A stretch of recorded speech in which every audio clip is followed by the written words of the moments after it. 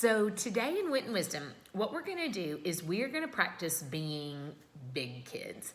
Now, when you get older, you're going to have to use multiple sources, which means you're going to have to use multiple places to find information and use all the information that you gathered about a topic from those different places and put it together. So today we're actually going to practice that. We are going to start looking at what does the wind do during a hurricane? Well, we don't know exactly what the wind does during a hurricane, so we have to go to multiple places or multiple sources to find that. So we're going to practice by looking at two different sources today. A source can be any place that you can find evidence. A source can be any place that you can learn something. A source can be anything that will give you what you need to answer your question. We can find it in a book. We can find it in a magazine. We can find it online. We can find it in a picture. We can ask people. So today we're going to practice by using two different sources. We're going to use our book, Feel the Wind. That's going to be our first source. And then we're going to use an illustration. So today we are going to practice using two sources to answer a question. And so right now, this particular practice is not going to have anything to do with what does the wind do during a hurricane. However, it's going to help you because then the next couple lessons, I'm going to be giving you different sources or different places to look for information to help you find the answer to that question. So today, we are going to look at this page from our text. I'm going to read it, and you're going to look at the illustration, and we're going to figure out what did we learn about the wind? What did we learn about the wind through the illustrations here and through the text? Then we're going to do the same thing on this. This is an actual just painting, an illustration. And you are going to do the same thing. You're going to answer that question. What did we learn about the wind from this illustration? So the very first thing that I'm going to do is I want you to listen, okay? You're going to listen to the words from our story, okay? You're not going to look at the illustrations yet. You're going to listen to the words. And I want you to think of something that you learned about the wind from our details. Are you ready? Here we go. Have you ever felt the wind blowing through your hair? Wind is moving air.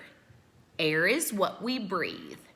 It is everywhere around us, even though we can't see it. So I want you right now to tell me, what is something that you learned about the wind from the words in our text? What's one thing you learned about the wind? Okay, wind is moving air. That is something that you learned. Wind is moving air. Excellent job. So, from our text, Feel the Wind, we learned through the words, wind is moving air. What else did you learn? Ooh, that you can feel the wind, right? Yes, you can feel the wind. Okay, what else did you learn? Air is what we breathe, right? Air is what we breathe.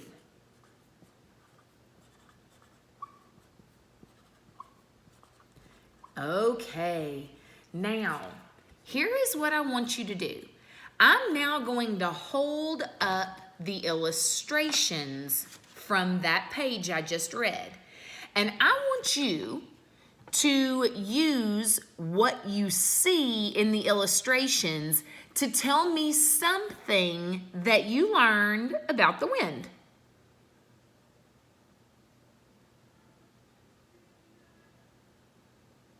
Ooh, you could have said wind can fly a kite.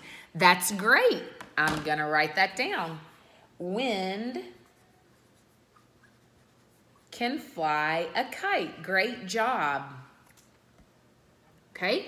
Ooh, what else? What else do you learn about the wind from this picture? Okay.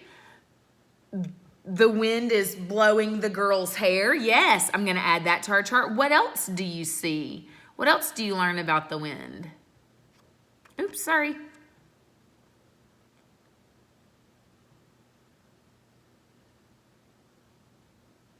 Ooh, the wind can blow the trees. Very good. Okay, so I'm going to add both of those to our chart. Wind can blow hair and trees. I like that. Great job. Okay, so look at all the information you learned about wind from one source, one place. That is amazing. Now what I'm going to have you do is I'm going to have you tell me what you learn about the wind from our illustration. This is going to be the second source. So all I want you to do is take a look at it, take a look at our illustration, and I want you to tell me, what do you learn about the wind from this source? Okay, wind can blow the kite, yep. The wind is also blowing her hair. Oh, and I see it's blowing her dress. Do you see how it's blowing her dress?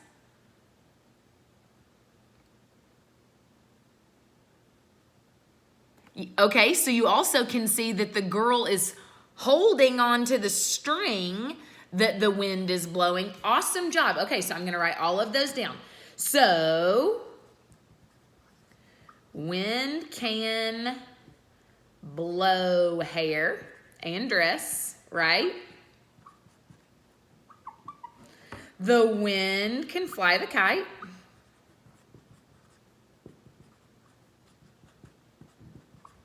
And the girl has to hold on to the string. Right, right.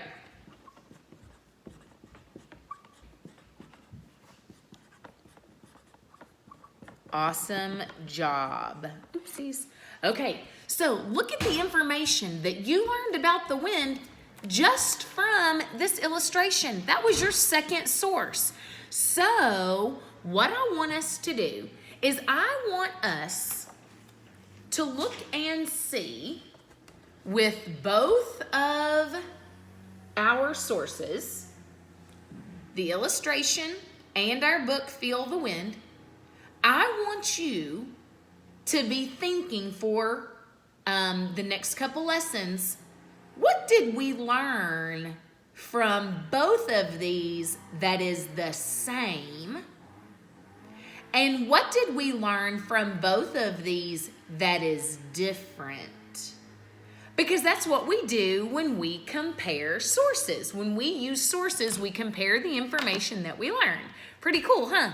So your job is going to be to go on Seesaw, and you're going to see both of these things, and you're going to get an opportunity to tell me one thing you learned about wind from our text, and one thing you learned about wind from our illustration. So you're going to get the opportunity to do just exactly what I did. You are going to go through and use two sources to find out something about the wind.